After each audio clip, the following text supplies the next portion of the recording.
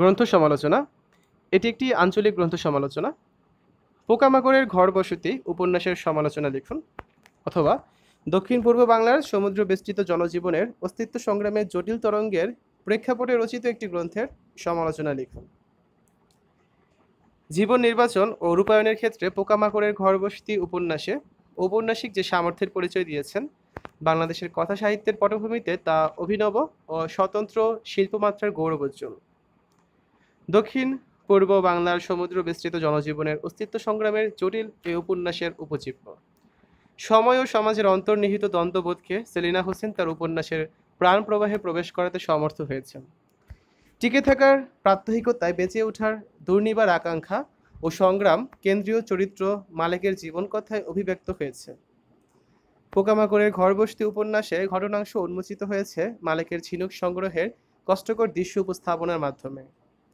উপন্যাসের প্রারম্ভিক পর্যায়ের অংশবিশেষ লক্ষণীয়। দুহাতের মুঠোয় একগাদা ঝিনুক নিয়ে ভুস করে মাথা ওঠায় মালেক। মাখা ভার বেশিক্ষণ জোবালে এমন হয় চোখের রং ধূসর হয়ে যায়।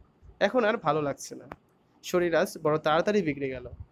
অথচ ও তো জানে পুরো ভাদ্রই ঝিনুক তোলার মৌসুম, এরপর আর সময় থাকবে না। ঝিনুক তুলতে যত কষ্ট সেই পরিমাণ আয় নেই, বেশিরভাগই খালি যায়, কটাই বা মুক্ত হয়। তবু সময় নষ্ট না করে ও ঝিনুক খোঁজে। এভাবেই প্রচণ্ড পরিশ্রমের মাধ্যমে সংগৃহীত ঝিনুক থেকে আহরিত মুক্ত বিক্রয় করে যে অর্থ উপার্জিত হয়, তার অর্ধাংশ পায় মালেক, অন্য অর্ধাংশ পায় সাফিয়া। নাফ নদীর সরু খাল যেখানে বাঁক নিয়ে প্যারা বনে ঢুকে গেছে, সেই বাঁকের উপর সাফিয়ার ঘর। মালেক সমস্ত ঝিনুক এখানে এনে জড়ো করে। সাফিয়া সে ঝিনুক থেকে সন্তর্পণে খুলে নেয় মুক্ত। এ মুক্তর প্রকৃত প্রাপ্য থেকে বঞ্চিত হয় মালেক, কারণ সাফিয়া গোপনে কিছু আত্মসাৎ করে। তবুও এতদ সম্পর্কে মালিক দুশ্চিন্তা মুক্ত, ব্যক্তিগত স্বার্থ বিষয়ে সে অসচেতন। সমুদ্রের উদার বিশাল পরিবেশের প্রতি সে আশৈশব অনুভব করে প্রবল টান। তার ধীবর পিতাও ছিল সমুদ্রের নেশায় উন্মাতাল। আশৈশব মালেক দেখেছে জেলেপাড়ার দুর্দশা, অভাব আর দারিদ্র্যের একঘেয়ে নাটক দেখতে দেখতে সে একসময় হয়ে উঠেছে প্রশ্নমুখর। শ্রমজীবী মানুষের রক্তক্ষেণ শোষণ করে কিভাবে বেড়ে উঠেছে অসংখ্য তোরাবালি, তা সে দেখেছে।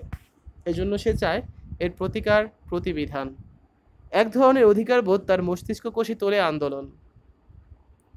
মালেকের চৈতন্যের গভীর তলদেশে যে অধিকারবোধ অঙ্কুরিত হয়, তা ধীরে ধীরে শাখা প্রশাখায় বিস্তারিত হতে শুরু করে। অর্থনৈতিক বঞ্চনা, সাফিয়ার নির্দয় উদাসীনতা, বিচিত্র ফাঁক ও ফাঁকির মধ্যেও জীবনের প্রতি গভীর ভালোবাসায় এগিয়ে যায় মালেক। ওর কেমন নেশার মতো লাগে। নিজের প্রতি ভালোবাসা বাড়ে, সবার জন্য কিছু করার আকাঙ্ক্ষায় প্রাণ বাকুল হয়ে ওঠে। এই মুহূর্তেও সিদ্ধান্ত নেয় সবাইকে ডেকে ও একটা দল গড়বে। নিজেদের মঙ্গল কীভাবে করা যায় সে সম্পর্কে আলাপ আলোচনা হবে। তারপর কাজে নামতেই হবে। কেউ দায়িত্ব নিয়ে না এগুলি কিছুতেই অবস্থার পরিবর্তন হবে না। এ দায়িত্ব ওকে নিতেই হবে। চিন্তায় ও উত্তেজিত হয়, কীভাবে কাজে এগোবে তার ছক ঠিক করে। জেলেপাড়ার কল্যাণের জন্য একটা সুনির্দিষ্ট পরিকল্পনা নিয়ে ধীরে সুস্থে অগ্রসর হয় মালেক। ইতিমধ্যে দৈনন্দিন কাজগুলো ঠিকঠাক মতো সম্পন্ন করে সে। তোরাবালি ট্রলারে করে গভীর সমুদ্রে গিয়ে হাঙর ধরে সে। সমুদ্রের আদি অন্তহীন পরিবেশে মালেক হয়ে ওঠে অন্যরকম মানুষ। এ সময় পৃথিবীর কোনো কিছুই তাকে আকৃষ্ট করে না। প্রবল প্রতিজ্ঞায় উজ্জীবিত মালেক অতঃপর সমিতির মাধ্যমে শাহপুরী দ্বীপে যা করে তা অভাবিত ও অকল্পনীয়। তার স্বপ্ন সফল হয়। হাঙর শিকারের জন্য উপায় উপকরণ ক্রয় করে অবশেষে দলবলসহ মালেক যাত্রা করে সমুদ্রে। সমবায়ের একটা নৌকা হয়েছে, বড়শি হয়েছে। আস্তে আস্তে নৌকা, বড়শি, জাল বাড়বে। ও সবার সঙ্গে হেসে হেসে কথা বলে। ঠিকই কয়ন মালেক ভাই, তরুণ ছেলেরা উৎসাহে হাত তালি দেয়। এইবার তুই মারো, তারপর আরামায়ের গাম, তোরাবালির নাকের সামনে ঝুলায় রাইক্ষম। হো হো হাসিতে ভেঙে পড়ে ওরা। হাসি আনন্দে নৌকা ভাসে ওদের। অতঃপর কুল কিনারাহীন গভীর সমুদ্রে হাওয়ার শিকারের জন্যে যন্ত্রণায় প্রহর অতিবাহিত করে মালেক। আশা নিরাশার নিরন্তর দোলায় দোলায়িত হয় তার মন। উত্তেজনায় টকবক করে তার রক্ত।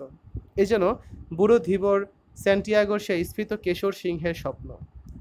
দীর্ঘ 5 দিন একটানা প্রতীক্ষার পর অবশেষে মালেক বড়শিতে অনুভব করে প্রকাণ্ড বিশাল হাওরের টান। মালেক তার অভিজ্ঞতার মাধ্যমে উপলব্ধি করে একসঙ্গে দুটো হাওর আটকা পড়েছে তার বড়শিতে। অতঃপর গভীর সমুদ্রে হাঙরের সঙ্গে শক্তি পরীক্ষায় অবতীর্ণ হয় মালেক। এই শক্তি পরীক্ষায় অপরাজেয় মনোবল সম্পন্ন মালেকই জয়ী হয়। এই উপন্যাসের ঘটনাংশ ও চরিত্র চিত্রণে প্রধানত ঔপন্যাসিকের সর্বজ্ঞ দৃষ্টিকোণ ব্যবহৃত হয়েছে। কখনো কখনো মালেক, সুজা, সাফিয়া প্রভৃতি চরিত্রের দৃষ্টিকোণে ঘটনাংশ বিন্যস্ত করেছেন ঔপন্যাসিক। পরিশ্রমজীবী মানুষের বঞ্চনাময় জীবনের দৃষ্টিকোণের নির্মিত এলাকাসমূহ প্রায় হয়ে উঠেছে বেদনা বিষাদবহ ও আবেগ স্পন্দিত। উপন্যাসে লেখক প্রবাল দ্বীপের গঠন কৌশল সম্পর্কে চমকপ্রদ বৈজ্ঞানিক তথ্য উপস্থাপন করেছেন। এই এলাকার অধিবাসীরা প্রবাল দ্বীপকে বলে জিনজিরা। এই জিনজিরা বা প্রবাল দ্বীপ সম্পর্কে মালিকের আত্মভাবনা লক্ষণীয়। সেলিনা হোসেন এই উপন্যাসে এতদ অঞ্চলের প্রাপ্ত ও দ্রষ্টব্য ফুল পাখি, গাছগাছালি, উৎপাদিত শস্য প্রভৃতি সম্পর্কিত তথ্য পরিবেশন করেছেন। এই উপন্যাসে এতদ অঞ্চলের জনজীবনে ব্যবহৃত ও উচ্চারিত ভাষাভঙ্গি ব্যবহারে লেখক স্বচ্ছন্দ ও বাস্তবানুগ আঞ্চলিক ভাষা ব্যবহারে তার কৃতিত্ব ঈর্ষণীয়। মায়ের সঙ্গে মালিকের কথোপকথন এত প্রসঙ্গে উল্লেখযোগ্য। ও বাবা, আইসস না? অ মা, আইলি তুই কেন টের ফ? চোখ না থাইলে কি হইব, কান তো আছে। হুদা চোখ কান ন তো আরো কিছু আছে জিয়ান দি তুই বেগুন বুঝিত তর। দূরবর্তী সমুদ্রদ্বীপের মানুষের জীবনযাপন প্রণালী অবলম্বন করে ইতিপূর্বে বাংলাদেশের কোনো উপন্যাস রচিত হয়নি। পোকামাকড়ের ঘরবসতি তাই নিঃসন্দেহে সেলিনা হোসেনের বিস্ময়কর প্রয়াস। একটি অজ্ঞাত অন্ধকার জগৎকে শিল্পান্তর্গত করে পরিবেশনায় তিনি যে সফল হয়েছেন তা নির্দ্বিধায় উচ্চারণ করা যায়। সেলিনা হোসেন একজন মালিকের জীবন ও সংগ্রামের ছকে ধীবর শ্রেণীর স্বপ্ন ও বেদনার স্বরূপ উন্মোচন করেছেন।